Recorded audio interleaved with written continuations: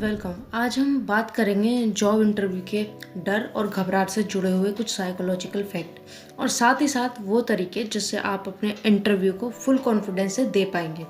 Video बहुत ज़्यादा important है अगर आप एक जॉब सीकर हैं, स्पेशली फ्रेशर हैं और अगर एक्सपीरियंस भी हैं तब भी कुछ नई चीज़ें। एक्चुअली ये जो भी टिप्स मैं आपको बता रहे हैं वो मैंने एनालाइज करी हैं खुद इंटरव्यू देके अलग अलग जगह, ताकि वीडियो है वो बहुत क्वालिटी का बन सके। तो आप जान सकते हैं कि इससे मैंने कितनी मेहनत करी है। तो इसी से शुरू करते हैं पॉइंट नंबर 1 से। तो पहला जो चीज़ है वो होती है जजमेंट का डर। अब साइकोलॉजिकली जॉब इंटरव्यू में जैसे उम्मीदों के पूरे ना होने का डर या सर्च के दौरान हमारा पैनिक हो जाना। जैसे हम किसी चीज़ के बारे में सर्च करते हैं, जैसे जॉब के रिगार्डिंग हो गया, कंपनी के बारे में भी हमें सर्च करना होता है और बहुत सारी इंपॉर्टेंट चीज़ें वो भी मैं डिस्क्रिप्शन में लिंक दे देंगे, मैं ऑलरेडी बना चुके हैं। तो हमें अलग अलग तरह के जो है वो डर और टेंशन है वो होती है, जिससे हम जो भी पढ़ रहे होते हैं या फिर तैयारी कर रहे होते हैं तो वो भी हमारे दिमाग है वो सही से प्रोसेस नहीं कर पाता है, उसे सही से नहीं समझ पाता है, क्योंकि हमें टेंशन ही इतनी हो रही होती है। क्योंकि कहीं ना कहीं हम करंट मोमेंट में ना होकर उस इंटरव्यू के केबिन की इमेजिनेशन को बना रहे होते हैं। तो अब देखते हैं कि इसका सॉल्यूशन क्या है।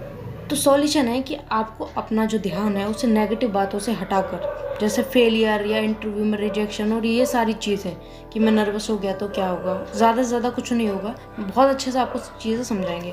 तो इस सिचुएशन में आपको पॉजिटिव चीज़ों के बारे में सोचना है। जो भी पॉजिटिव चीज़ है, जो भी आपका पॉजिटिव साइड है, जिनमें आप अच्छे हैं, आपको उन चीज़ों के बारे में सोचना है। जैसे कि आपका गुड लिसनर होना हो गया, आपका क्विक लर्नर हो गया, आप सेल्फ मोटिवेटेड पर्सन हैं, कभी आप हार नहीं मानते, आपका ऐसा एटीट्यूड है। तो उसमें आप में जो भी कुछ ऐसी खास बात हो तो पॉजिटिव होकर उसे एनालाइज करिए कि आप में ऐसी कौन सी विशेष बात है, क्योंकि हर इंसान में एक खास बात होती है। बस ज़रूरत है हमें खुद को पहचानने की, जो भी वो चीज़ें होती हैं।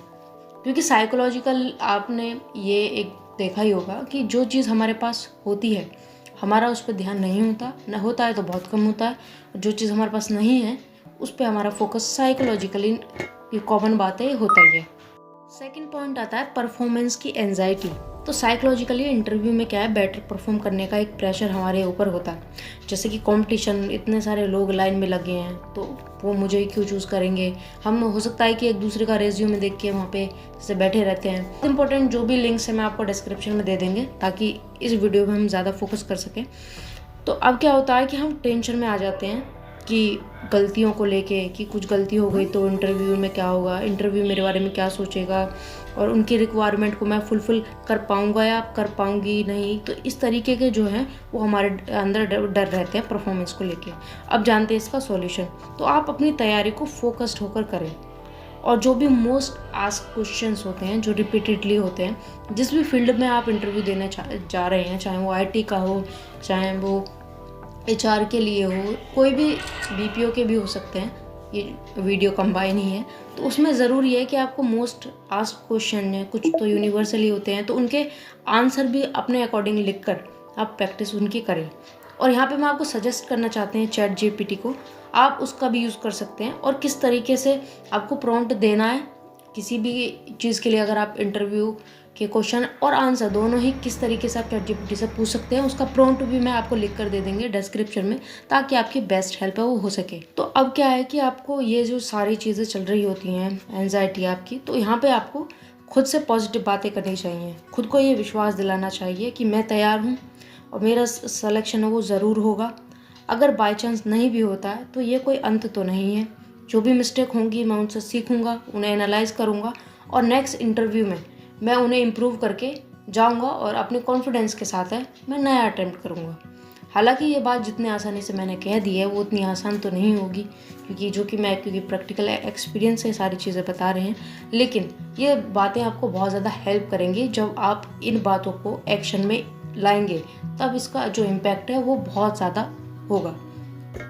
अब अगला पॉइंट है तीसरा, इम्पोस्टर सिंड्रोम, जिसमें लोग क्या करते हैं, अपने आप पर डाउट करते हैं, डरते हैं और जैसा ये एज्यूम करने लगते हैं कि इंटरव्यू कैबिन से वो रिजेक्ट होकर मुंह लटकाकर वो बाहर जा रहा है, या कुछ इसी तरह की सिमिलर इमेज है वो अपने दिमाग में पहले से ही बना रहे होते हैं। इंटरव्यू से पहले ये सारी चीज़ें उनके दिमाग में चल रही होती हैं।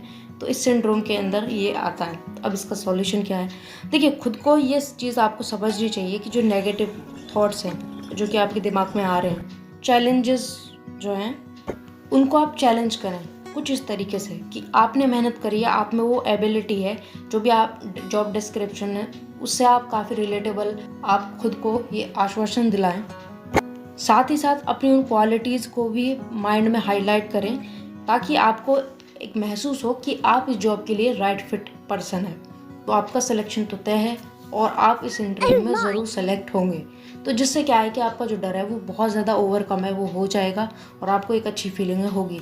इंटरव्यू देने से पहले बहुत ज़्यादा ज़रूरी है कि आपका काम होना, आप जितने ज़्यादा शांत होंगे आपका इंटरव्यू उतना ही ज़्यादा अच्छा जाएगा। और आप यकीन मानिए अगर आप शांत होंगे तो एक दूसरे की जो कन्वर्सेशन है वो बहुत ज़्यादा स्वीट होगी, जिससे कि आपको जो अगर इंटरव्यू लंबा भी चलता है या फिर नेक्स्ट राउंड के लिए आपको उतना ही अच्छे से अच्छा लगता जाएगा। जैसे ही स्टेजेस आप क्लियर करते जाएंगे आपको और ज़्यादा बेटर है वो फील होता जाएगा, ये मैं आपको अश्योर करता हूँ। अब नेक्स्ट चीज़ आती है सोशल टेंशन, यानी पड़ोसी, रिश्तेदार, तो ये सब तो होते हैं बेकार। सोशल जजमेंट और रिलेटिव जोक से हम थोड़े परेशान हो जाते हैं।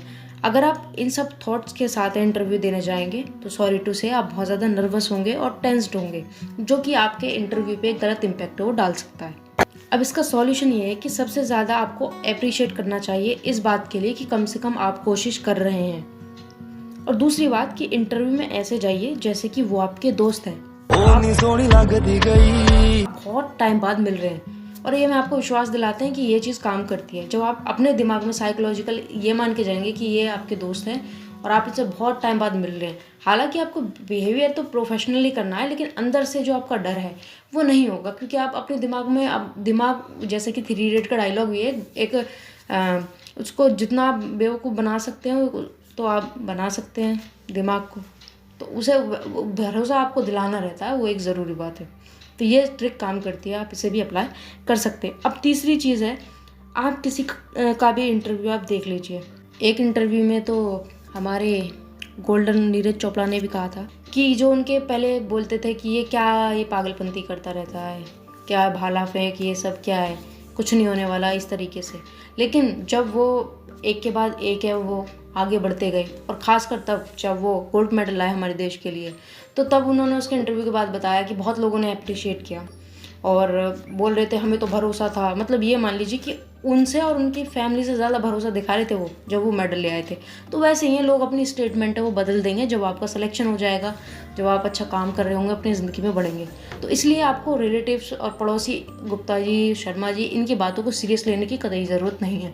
ये आप अपने दिमाग में बैठा लीजिए, क्योंकि ये लोग मैटर ही नहीं करते। इनको ऐसे समझिए जो भी अननेसेसरी पर्सन है कि वो इस दुनिया में एग्जिस्ट नहीं करते। अब हमारा 5वां पॉइंट है नेगेटिव एक्सपेक्टेशन।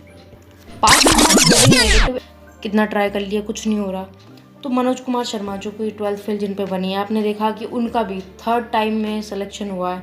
तो आप समझ सकते हैं इसी तरीके से आपको खुद को थोड़ा चार्ज रखना चाहिए कि कोशिश करने से ही आपको विजय मिलेगी। और वैसे हमारी कोई हार जीत जैसी कोई चीज़ नहीं होती है। अगर आप ध्यान से ऑब्जर्व करें, जो भी हमारे फेलियर्स होते हैं, जिन्हें मतलब फेलियर्स कहा जाता है, तो वो बेसिकली हमारी सीखने की चीज़ें होती हैं, जिनसे हम काफ़ी सारी चीज़ें ऑब्जर्व करते हैं, एक्सपीरियंस करते हैं। क्योंकि हमारे लिए जब कोई भी हम नया काम करने जाते हैं, सब कुछ हमारे लिए नया ही होता है, हमें वो आइडिया नहीं होता है। तो होता क्या है, जब तक आप उस काम में कूदेंगे नहीं तो धीरे धीरे ही आप सीखते हैं, बढ़ते हैं। तो यही एक्चुअली ये नियम ही है, ये प्रकृति। तो इसलिए आपको इस चीज़ से डरने की या नर्वस होने की बिल्कुल ज़रूरत नहीं है। अब इसका सॉल्यूशन यही है कि उन सभी जो भी आपके प्रीवियस मिस्टेक्स हुई हैं उनको आपको एनालाइज करना है, उनको इम्प्रूव करना है नेक्स्ट इंटरव्यू के लिए। अगर आपका रेज्यूमे थोड़ा ठीक नहीं है, आप ना खुश हैं, तो मैंने जैसा कि कहा ही है कि मैंने इस पर जॉब रिलेटेड काफ़ी अच्छे वीडियोज़ है वो बनाए हैं। तो रेज्यूमे आपको किस तरीके से बनाना है वो भी मैं आपको लिंक प्रोवाइड कर देंगे। तो रेज्यूमे एक्चुअली बहुत मैटर करता है, क्योंकि आपसे पहले आपका रेज्यूमे एचआर की डेस्क पे होता है। तो ये बात ज़रूरी है कि आप थोड़ा उसे अपडेटेड बनाएं और ट्रेडिशनल रेज्यूमे यूज़ ना करें। तो बस इस वीडियो में तो इतना ही। और आपकी कोई क्वेरी है या कुछ भी कमेंट है, आपका सुझाव भी है, तो भी आपका मोस्ट वेलकम, आप कर सकते हैं। इस वीडियो को समय देने के लिए धन्यवाद।